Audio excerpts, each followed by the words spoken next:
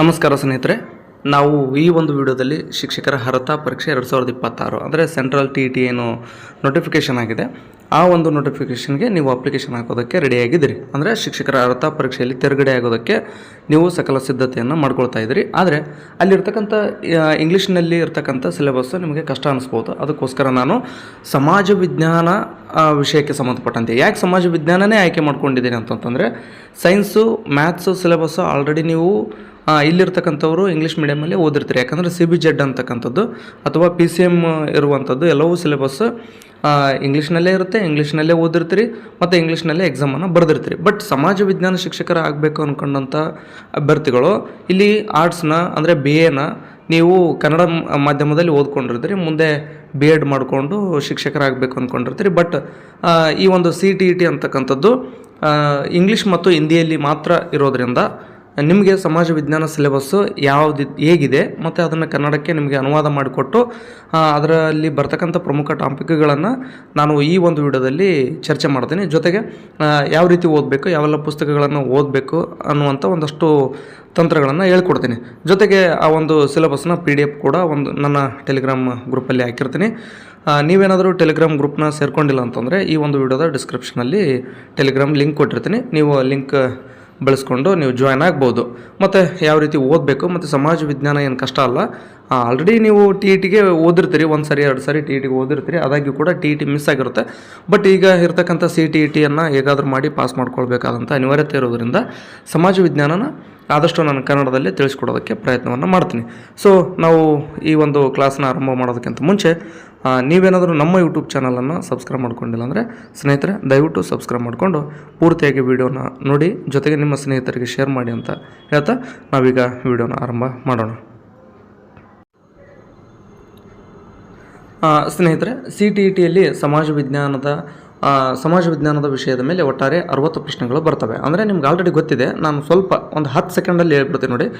ಕನ್ನಡಕ್ಕೆ 30 ಪ್ರಶ್ನೆಗಳು, ಇಂಗ್ಲೀಷ್ಗೆ 30 ಪ್ರಶ್ನೆಗಳು, ಸೈಕಾಲಜಿಗೆ 30 ಪ್ರಶ್ನೆಗಳು, ಒಟ್ಟು 90 ಪ್ರಶ್ನೆಗಳಾಯಿತು. ಉಳಿದ 60 ಪ್ರಶ್ನೆಗಳು ಸಮಾಜ ವಿಜ್ಞಾನ. ಒಟ್ಟಾರೆಯಾಗಿ 150 ಪ್ರಶ್ನೆಗಳಿಗೆ ಎಕ್ಸಾಮ್ ನಡೆಯುವಂಥದ್ದು.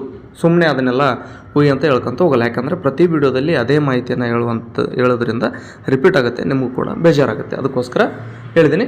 ಕನ್ನಡ, ಇಂಗ್ಲೀಷು, ಸೈಕಾಲಜಿಯನ್ನು ಹೊರತುಪಡಿಸಿ ಉಳಿದಂತೆ 60 ಪ್ರಶ್ನೆಗಳು ಸಮಾಜ ವಿಜ್ಞಾನದ ಮೇಲೆ ಬರ್ತವೆ. ಮತ್ತು ಸಮಾಜ ವಿಜ್ಞಾನದಲ್ಲಿ 2 ಭಾಗಗಳನ್ನು ಮಾಡ್ತಾರೆ. ಒಂದು ಕಂಟೆಂಟ್, ಅದರ ಮೇಲೆ 40 ಪ್ರಶ್ನೆಗಳನ್ನು ಕೇಳ್ತಾರೆ. ಅಂದರೆ ವಿಷಯಾಧಾರಿತ ಅಂದರೆ ಇತಿಹಾಸ, ಭೂಗೋಳ, ಈ ಅರ್ಥಶಾಸ್ತ್ರ, ಇವುಗಳ ಆಧಾರದ ಮೇಲೆ ಒಟ್ಟಾರೆಯಾಗೇನು ಸಮಾಜ ವಿಜ್ಞಾನದಲ್ಲಿ ವಿಷಯಗಳು ಬರ್ತವೆ. ಇದರ ಮೇಲೆ ವಿಷಯದ ಮೇಲೆ 40 ಪ್ರಶ್ನೆಗಳು ಬಂದರೆ ಬೋಧನಾಶಾಸ್ತ್ರದ ಮೇಲೆ 20 ಪ್ರಶ್ನೆಗಳು ಬರ್ತವೆ. ಒಟ್ಟಾರೆಯಾಗಿ 60 ಪ್ರಶ್ನೆಗಳಿಗೆ ಸಮಾಜ ವಿಜ್ಞಾನದ ಸಿಲೆಬಸ್ ಇರತಕ್ಕಂಥದ್ದು. ಮೊದಲಿಗೆ ನಾವು ಇತಿಹಾಸವನ್ನು ನೋಡೋದಾದರೆ, ಇತಿಹಾಸದಲ್ಲಿ ನೋಡಿ ಯಾವಾಗ, ಎಲ್ಲಿ ಮತ್ತು ಹೇಗೆ. ನೋಡಿ, ಇತಿಹಾಸದ ಒಂದು ಘಟನೆ ಅನ್ನುವಂಥದ್ದು ಸುಮ್ಮನೆ ಏನೋ ತಿಳ್ಕೊಳ್ಳೋವಂಥದ್ದಲ್ಲ. ಅಂದರೆ ಒಂದು ಊರಿನಲ್ಲಿ ಒಬ್ಬ ರಾಜನಿದ್ದ, ಅವನು ಯುದ್ಧ ಮಾಡಿದ, ಅಂದರೆ ಅವ ರಾಜ ಯಾರು, ರಾಣಿ ಯಾರು, ಯಾವ ಯುದ್ಧ ಮಾಡಿದ, ಯಾವ ಊರವ, ಹೀಗೆ ಹಲವಾರು ಮೂಲಭೂತ ಪ್ರಶ್ನೆಗಳು ಬರ್ತಾವಲ್ವ. ಈ ಒಂದು ನಿಟ್ಟಿನಲ್ಲಿ ನೀವು ಇತಿಹಾಸವನ್ನು ಓದುವಾಗ ಯಾವಾಗ, ಎಲ್ಲಿ ಮತ್ತು ಹೇಗೆ ಎನ್ನುವಂಥ ಮೂಲಭೂತ ಪ್ರಶ್ನೆಗಳ ಆಧಾರದ ಮೇಲೆ, ಅಂದರೆ ಮೂಲಭೂತ ಅಂಶಗಳ ಆಧಾರದ ಮೇಲೆ ಇತಿಹಾಸವನ್ನು ಓದ್ಕೊಂಡು ಹೋಗಬೇಕಾಗುತ್ತೆ. ಉದಾಹರಣೆಗೆ ನೋಡಿ, ನಾನು ಆಲ್ರೆಡಿ ಹೇಳಿದೆ ಒಂದು ಕತೆ. ಏನು, ಒಂದು ಊರಿನಲ್ಲಿ ಒಬ್ಬ ರಾಜನಿದ್ದ, ಅವನು ಯುದ್ಧವನ್ನು ಮಾಡಿದ, ಆ ಯುದ್ಧದಲ್ಲಿ ಅವನು ಗೆಲುವನ್ನು ಸಾಧಿಸಿದ. ಆದರೆ ಇಲ್ಲಿ ಯಾವ ರಾಜ್ಯ ಅನ್ನೋದು ಹೆಸರು ಗೊತ್ತಿಲ್ಲ, ಯಾವ ಯುದ್ಧದ ಹೆಸರು ಗೊತ್ತಿಲ್ಲ, ಮತ್ತು ಇಸ್ವಿ ಯಾವಾಗ ಅನ್ನೋದು ಗೊತ್ತಿಲ್ಲ. ಹೀಗೆ ಹಲವಾರು ಪ್ರಶ್ನೆಗಳಿಗೆ ಅಲ್ಲಿ ಉತ್ತರವೇ ಇಲ್ಲ. ಆದರೆ ಈಗ ನಾನು ನಿಮ್ಗೆ ಒಂದು ಇನ್ನೊಂದು ಹೇಳ್ತೀನಿ ನೋಡಿ ಇತಿಹಾಸಕ್ಕೆ. ಅಂದರೆ ಕತೆಗೂ ಇತಿಹಾಸಕ್ಕೂ ವ್ಯತ್ಯಾಸ ಏನಂದರೆ, ಕತೆ ಹೇಳಿದೆ, ಈಗ ಇತಿಹಾಸ ಹೇಳ್ತೀನಿ. ಅಶೋಕ ಮೌರ್ಯ ಸಾಮ್ರಾಜ್ಯದ ಶ್ರೇಷ್ಠ ದೊರೆಯಾದ ಅಶೋಕನು ಕಳಿಂಗ ಯುದ್ಧವನ್ನು ಮಾಡಿದನು. ಆ ಯುದ್ಧದಲ್ಲಿ ಅವನು ಜಯ ಗಳಿಸಿದನು. ನೋಡಿ, ಇಲ್ಲಿ ಏನಾಗುತ್ತೆ ಅಂತಂದರೆ, ಯುದ್ಧ ಯಾರು ಮಾಡಿದರು? ಅಶೋಕ ಮಾಡಿದ. ಯಾವ ಯುದ್ಧ ಮಾಡಿದ? ಕಳಿಂಗ ಯುದ್ಧ ಮಾಡಿದ. ಅವ ಯಾವ ರಾಜಮನೆತನದವನು? ಮೌರ್ಯ ಸಾಮ್ರಾಜ್ಯದವನು. ಹೀಗೆ ಇಲ್ಲಿ ನೀವೇನು ಮಾಡಬೇಕಾಗತ್ತೆ ಅಂದರೆ, ಯಾವಾಗ, ಎಲ್ಲಿ, ಹೇಗೆ ಅನ್ನುವಂಥದ್ದು ಮತ್ತು ಸ್ಪಷ್ಟವಾದಂಥ ಮಾಹಿತಿಯನ್ನು ಒಳಗೊಂಡಂತೆ ಇತಿಹಾಸ ಪೂರ್ತಿ ನೀವು ಓದಬೇಕಾಗತ್ತೆ. ಈ ಪ್ರಶ್ನೆಗಳಿಗೆ ಯಾವುದನ್ನು ಮಿಸ್ ಮಾಡ್ಕೊಳ್ಳಾರ್ದಂಗೆ ಓದ್ರಿ. ಮತ್ತು ಆರಂಭಿಕ ಸಮಾಜಗಳು ಅಂತಂದರೆ, ಈಗ ಶಿಲಾಯುಗಗಳು ಬರ್ತಾವಲ್ಲ, ಆ ಶಿಲಾಯುಗಗಳನ್ನು ಓದ್ಕೊಡ್ರಿ. ಜೊತೆಗೆ ಮೊದಲ ರೈತರು ಮತ್ತು ಪಶುಪಾಲಕರು. ನೋಡಿ, ಕಾಡಿನಲ್ಲಿದ್ದಂಥ ಮನುಷ್ಯ ಏನು ಮಾಡಿದ, ನಂತರದಲ್ಲಿ ಪಶುಪಾಲನೆ ಕೃಷಿಯಲ್ಲಿ ತೊಡಗ್ತಾ ಹೋಗ್ತಾನೆ. ಅಲ್ಲಿಂದ ನೀವು ಓದ್ಕೊಂಡು ಬರಬೇಕಾಗುತ್ತೆ. ಮೊದಲ ನಗರಗಳು, ಆರಂಭಿಕ ರಾಜ್ಯಗಳು, ಅಂದರೆ ಈ ಸಿಂಧು ನಾಗರಿಕತೆ ಆಗಿರ್ಬೋದು, ಆಮೇಲೆ ಮಹಾಜನಪದಗಳಾಗಿರ್ಬೋದು, ಆನಂತರ ಹೊಸ ಹೊಸ ಆಲೋಚನೆಗಳು, ಮೊದಲ ಸಾಮ್ರಾಜ್ಯ, ನೆಕ್ಸ್ಟ್ ದೂರದ ದೇಶಗಳೊಂದಿಗೆ ಸಂಪರ್ಕ. ನೋಡಿ ಯಾವಾಗಂತಂದರೆ ಸಿಂಧು ನಾಗರಿಕತೆ ಕಾಲಘಟ್ಟದಲ್ಲಿಯೇ ಪರ್ಷಿಯಾ ಜೊತೆಗೆ ವ್ಯಾಪಾರ ಸಂಬಂಧಗಳು ಇದ್ವು. ಅಂದರೆ ಪರ್ಷಿಯಾ ಅಂತಲ್ಲ, ಬೇರೆ ಬೇರೆ ದೇಶದೊಂದಿಗೆ ವ್ಯಾಪಾರ ಸಂಬಂಧಗಳಿದ್ವು. ಈ ರೀತಿಯಾಗಿ ಅಂದಿನ ಒಂದು ವ್ಯಾಪಾರದ ಸಂಬಂಧಗಳನ್ನು ನಾವು ನೋಡ್ಕೊತ ಹೋಗಬೇಕಾಗತ್ತೆ. ನೆಕ್ಸ್ಟು ರಾಜಕೀಯ ಬೆಳವಣಿಗೆಗಳು, ಅಂದರೆ ಮಹಾಜನಪದಗಳು ಓದು, ನೆಕ್ಸ್ಟ್ ಮಹಾ ಸಾಮ್ರಾಜ್ಯಗಳು ಬೆಳೀತಾ ಹೋದು, ಆ ರಾಜಕೀಯ ಬೆಳವಣಿಗೆಗಳನ್ನು ನೋಡ್ಕೋಬೇಕು. ಆ ಸಂದರ್ಭದಲ್ಲಿ ಸಂಸ್ಕೃತಿ ಮತ್ತು ವಿಜ್ಞಾನ ಬೆಳವಣಿಗೆ ಆಗುತ್ತೆ, ಅದನ್ನು ನೋಡಬೇಕಾಗತ್ತೆ. ಹೊಸ ರಾಜರು ಮತ್ತು ರಾಜ್ಯಗಳು ಹುಟ್ಕೊಳ್ತವೆ, ಅಂದರೆ ಮೌರ್ಯ ಸಾಮ್ರಾಜ್ಯ, ಇವೆಲ್ಲವನ್ನು ನೋಡಿಕೊಂಡು ಹೋಗಬೇಕಾಗತ್ತೆ. ನೆಕ್ಸ್ಟ್ ದೆಹಲಿ ಸುಲ್ತಾನರು, ಇಂಪಾರ್ಟೆಂಟ್ ಟಾಪಿಕ್. ನೆಕ್ಸ್ಟ್ ವಾಸ್ತುಶಿಲ್ಪ ಅಂದ ತಕ್ಷಣ ಅದು ಕೇವಲ ದೆಹಲಿ ಸುಲ್ತಾನರು ವಾಸ್ತುಶಿಲ್ಪ ಅಂತಲ್ಲ, ಮೌರ್ಯ ಸಾಮ್ರಾಜ್ಯದಿಂದ ಹಿಡಿದು ಭಾರತದ ಸ್ವತಂತ್ರ ಬರೋವರೆಗೂ ಏನು ರಾಜಮನೆತನಗಳು ಆಳ್ವಿಕೆಯನ್ನು ಮಾಡ್ತವೆ ಅವಕ್ಕೆಲ್ಲ ಸಂಬಂಧಪಟ್ಟಂತೆ. ಅಂದರೆ ಬ್ರಿಟಿಷರು ಬರ್ತಾರೆ, ಬ್ರಿಟಿಷರು ಬಂದ ಮೇಲೆ ರಾಜಮನೆತನಗಳ ಆಳ್ವಿಕೆ ಕಡಿಮೆ ಆಗ್ತಾ ಹೋಗುತ್ತೆ.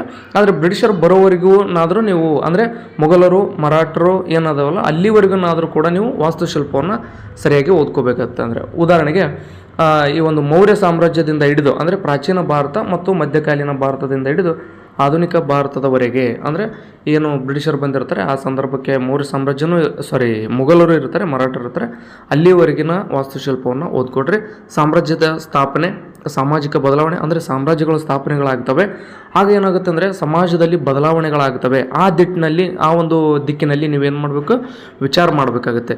ಪ್ರಾದೇಶಿಕ ಸಂಸ್ಕೃತಿಗಳು, ನಮ್ಮ ದೇಶೀಯ ಸಂಸ್ಕೃತಿ ಏನಿದೆ ಒಂದು ನಮ್ಮ ಪ್ರಾದೇಶಿಕವಾದಂಥ ಸಂಸ್ಕೃತಿಯ ಬಗ್ಗೆ ಅರ್ಥ ಮಾಡಿಕೊಡ್ರಿ. ಕಂಪನಿ ಶಕ್ತಿಯ ಸ್ಥಾಪನೆ, ಅಂದರೆ ಈಗೇನು ಬೇರೆ ದೇಶದಿಂದ ನಮ್ಮ ದೇಶಕ್ಕೆ ವ್ಯಾಪಾರಕ್ಕೆ ಅಂತೇಳಿ ಬಂದು ಕಂಪ್ನಿಗಳನ್ನು ಸ್ಥಾಪನೆ ಮಾಡಿಕೊಂಡು ತನ್ನದೇ ಆದಂಥ ಶಕ್ತಿಯನ್ನು ರೂಪಿಸ್ಕೊಳ್ತಾರೆ.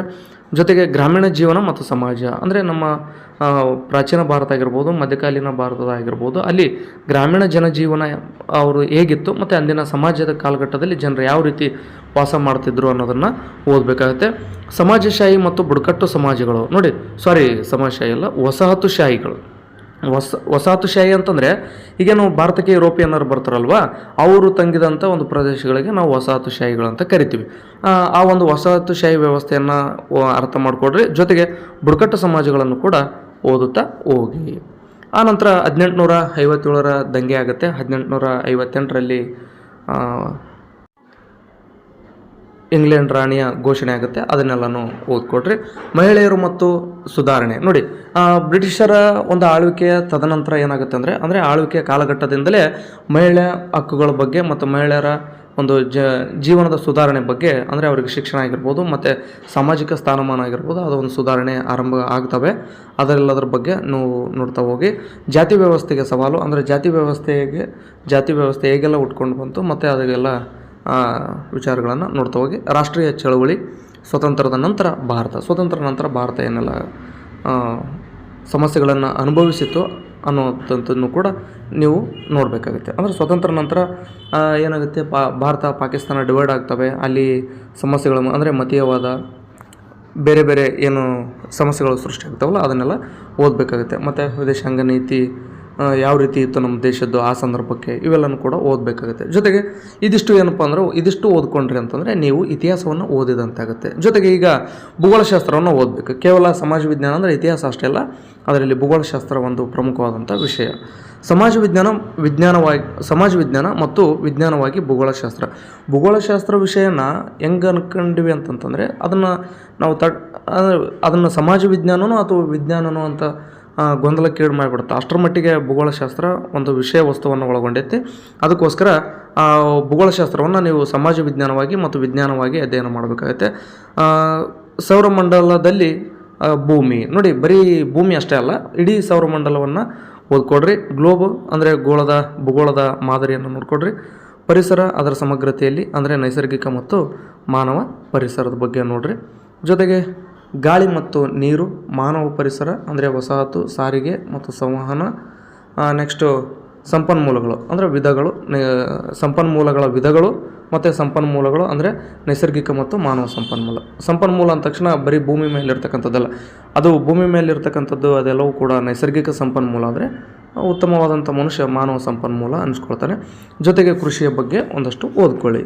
ಜೊತೆಗೆ ನೋಡಿ ಸಾಮಾಜಿಕ ಮತ್ತು ರಾಜಕೀಯ ಜೀವನ, ಸೋಷಿಯಲ್ ಆ್ಯಂಡ್ ಪೊಲಿಟಿಕಲ್ ಲೈಫ್, ಅಂದರೆ ಸಾಮಾಜಿಕ ಮತ್ತು ರಾಜಕೀಯ ಜೀವನ ವೈವಿಧ್ಯತೆ ಹೇಗಿದೆ, ಅಲ್ಲಿ ಸರ್ಕಾರ, ಆಮೇಲೆ ಸ್ಥಳೀಯ ಸರ್ಕಾರ, ಬದುಕು ರೂಪಿಸಿಕೊಳ್ಳುವುದು, ಪ್ರಜಾಪ್ರಭುತ್ವ. ಅಂದರೆ ಇದನ್ನು ನೀವು ಸಂವಿಧಾನ ಅಂತಲೂ ಕೂಡ ಅರ್ಥೈಸ್ಕೊಳ್ಬೋದು. ಸಂವಿಧಾನದ ರೀತಿಯಲ್ಲಿ ನೀವು ಇದನ್ನು ಓದ್ಕೊಳ್ರಿ. ಸರ್ಕಾರಗಳು ಹೇಗೆ ರಚನೆ ಆಗ್ತವೆ, ಸ್ಥಳೀಯ ಸರ್ಕಾರಗಳು ಯಾವಾಗೆಲ್ಲ ಹುಟ್ಕೊಂಡವು, ಸ್ಥಳೀಯ ಸರ್ಕಾರದಲ್ಲಿರ್ತಕ್ಕಂಥ ವಿಧಗಳು ಯಾವ ಅಂತ ನೋಡ್ರಿ. ಆಮೇಲೆ ಬದುಕು ಅಂದರೆ ಮೇಕಿಂಗ್ ಎ ಲಿವಿಂಗ್ ಅನ್ನುವಂಥದ್ದು, ಪ್ರಜಾಪ್ರಭುತ್ವದ ಬಗ್ಗೆ ನೋಡ್ರಿ. ಅದಾದ ನಂತರ ರಾಜ್ಯ ಸರ್ಕಾರದ ಬಗ್ಗೆ ನೋಡ್ರಿ. ಮತ್ತು ಮಾಧ್ಯಮವನ್ನು ಅರ್ಥ ಮಾಡಿಕೊಳ್ಳುವುದು, ಲಿಂಗ ಸಮಾನತೆಯ ಬಿಡಿಸುವಿಕೆ, ಮತ್ತು ಸಂವಿಧಾನ, ಸಂಸದೀಯ ಸರ್ಕಾರ, ನ್ಯಾಯಾಂಗ, ಸಾಮಾಜಿಕ ನ್ಯಾಯ ಮತ್ತು ಅಂಚಿನಲ್ಲಿರುವವರು. ಇವೆಲ್ಲವೂ ಕೂಡ 6 to 10th ಪುಸ್ತಕದಲ್ಲಿರ್ತಕ್ಕಂಥವೇ ಆಗಿರೋದ್ರಿಂದ ನೀವು ಹೆಚ್ಚಿಗೆ 6 to 10th ಪುಸ್ತಕಗಳನ್ನು ಓದ್ರಿ. ಜೊತೆಗೆ ಈಗ 40 ಪ್ರಶ್ನೆಗಳದ್ದಾಯಿತು. ಈಗೇನಂತಂದರೆ ಸಮಾಜ ವಿಜ್ಞಾನದಲ್ಲಿ ಬರ್ತಕ್ಕಂಥ ಭಾಗ ಬಿ, ಇದು ಅಂದರೆ ಪಾರ್ಟ್ ಬಿ, ಬೋಧನಾಶಾಸ್ತ್ರದ ಸಮಸ್ಯೆಗಳಿಗೆ ಸಂಬಂಧಪಟ್ಟಂತೆ 20 ಪ್ರಶ್ನೆಗಳನ್ನು ಕೇಳ್ತಾರೆ.